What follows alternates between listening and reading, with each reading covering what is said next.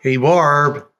It's 10 minutes with Barb and Ron. I'm Ron Rogers with OCALI. Hey, Ron. Good to see you. Barb Tilly Green.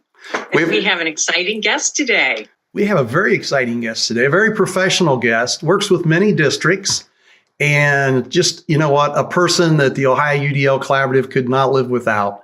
We're so lucky to have such wonderful members. And I would love to go ahead and introduce Cherie Smith from State Sport Team Region 6. And Barb and I had to fight over who was going to get to introduce her. So, Cherie, what have you brought for us today? Hi, Barb. Hi, Ron. So today I'm going to be talking about the UDL Connections newsletter, periodical, whatever you want to call it, that I send out monthly. I do this with, I create this with Lisa Arthur from 16. Yeah. I didn't know you did that with Lisa. That's great. Yeah. I was just reading the March version this morning. Yeah, well, I did a really bad job of putting her picture on it. I would say something to the effect of, co-constructed with Lisa. So I started it for, a couple months. And then I kind of put feelers out there and said, would anyone else like to do this with me? And she took me up on it. So yeah, we work on it together. We create a repository of ideas. And usually we take turns. Some months I'll take the lead. Some months she'll take the lead. Sometimes I don't have a lot of classroom examples, or she doesn't have a lot of classroom examples. And so we support each other that way and just talk about what we're seeing in districts. And it's really amazing, Barb, as you read through it, which you already know, I know, I sent Cherie an email this morning thanking her. I always know it's going to be a good day when I get that in my email, because I drop everything. I drop everything and I read it. Crunch time right now for data and stuff for OCALI, but I still drop everything and I have to read the newsletter. And I've had so many people tell me, some people they love the technology pieces. Some people love the connection with the classroom. Some people love the fact that if they're not really wanting to read it, there's always a video or two that they can play. I mean, it really is put together with UDL in mind, Cherie. You and Lisa do such a tremendous job creating the newsletter. It's so cool. Thank you. What struck me when I looked at today's, what I find so impressive is the way that you weave UDL into maybe some new books that are out there or a new article that came out, and then you make that connection for people, because sometimes, we hear, is UDL just another thing? But really what you're doing, in my perspective, in this newsletter, is taking some of those evidence-based practices that are out there in the research right now and making the connection. Is that an intentional thought that you've had?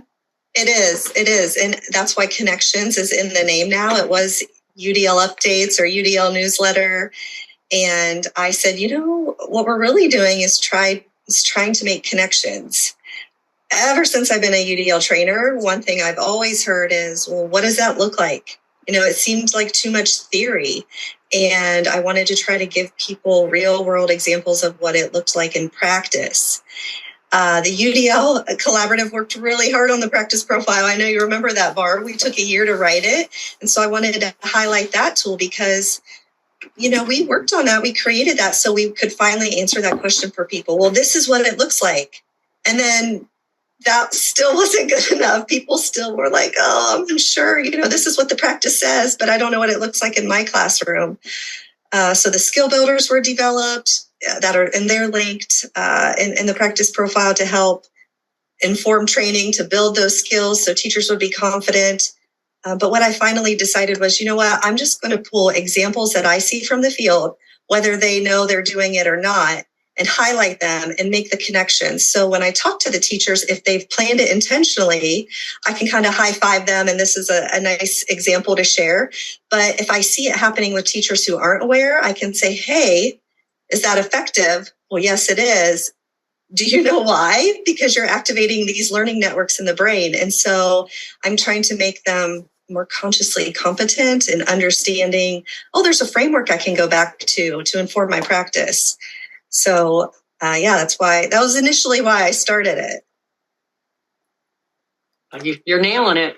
Well, and I'll tell you what got my attention in this issue too is because I I always look at the top and then I'll just go down it real quick, see what pictures there are, videos. Then I go up to the top and go back. Well, I think what got my attention the most in this one, which is center point for me, was the kids from 4 County Career Center and the fact that they were doing anatomy and they were using sticky notes, which is a great visual. It's also a great physical activity to stick, the sticky notes on people where the names are on the person. And we know when all students participate in something like that, that you're going to have a lot of A's because they participated. It's visual, it's physical, it's something. It's not just pen and paper. Right, you're activating a lot of networks in the brain with that activity, that self-assessment. And I think it's important for people to know why, so they can replicate that or something like that in their classroom, and they can see how it connects. I connected it to, facilitating expert learning. It was the practice, but it could have gone in different places, so it's not like there's always a one-to-one. The UDL guidelines, they're a framework, right? And they connect to a lot of the practices. And so it's just meant to help people dig in a little bit more and think a little bit more deeply about their actions. And then the part below that I have really come to enjoy is the connections to adult learning and adult practice.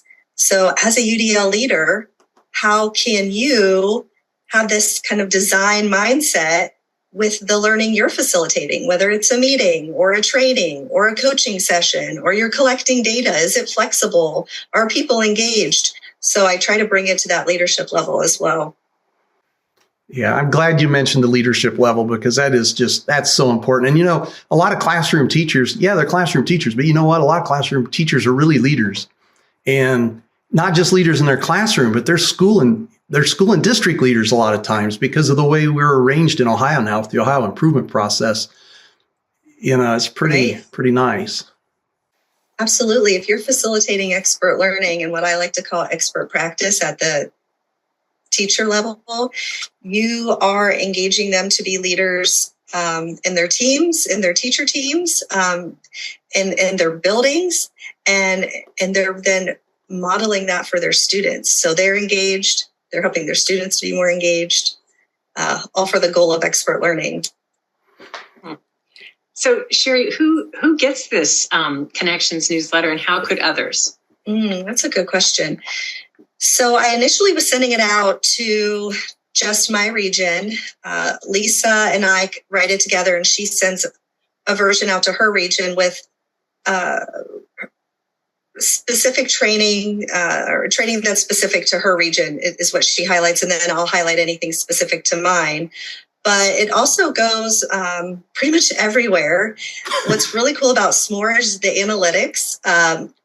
They give you a lot of information. And believe it or not, the newsletter has been accessed from every continent, which was surprising to me, except Antarctica. I don't know who lives there. I'd be surprised if somebody was reading it there.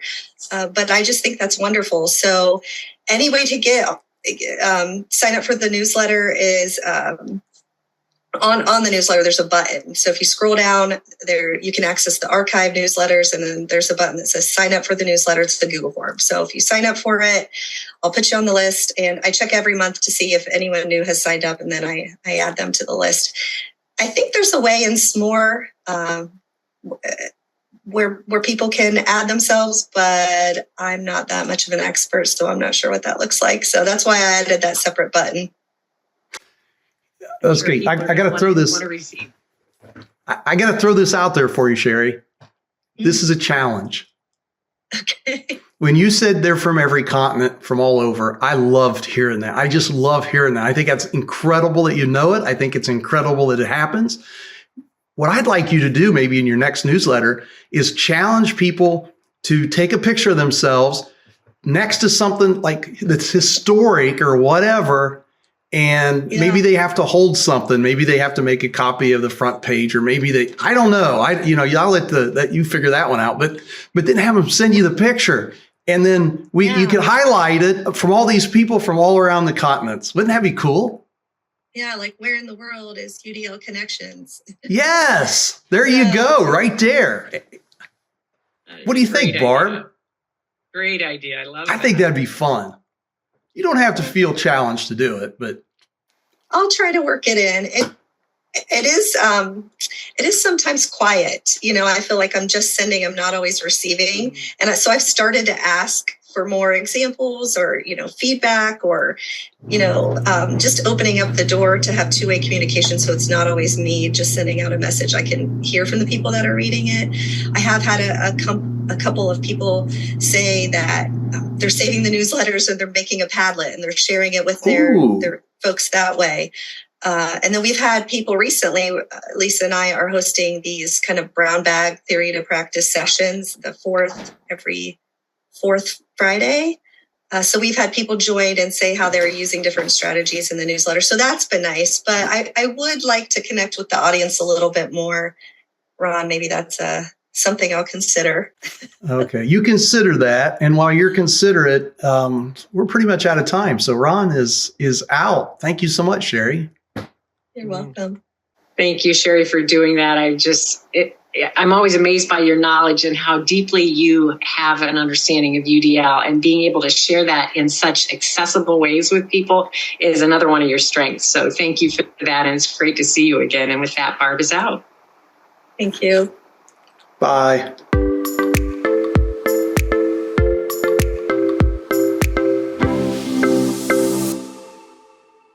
YouTube, please subscribe, like, comment, and share.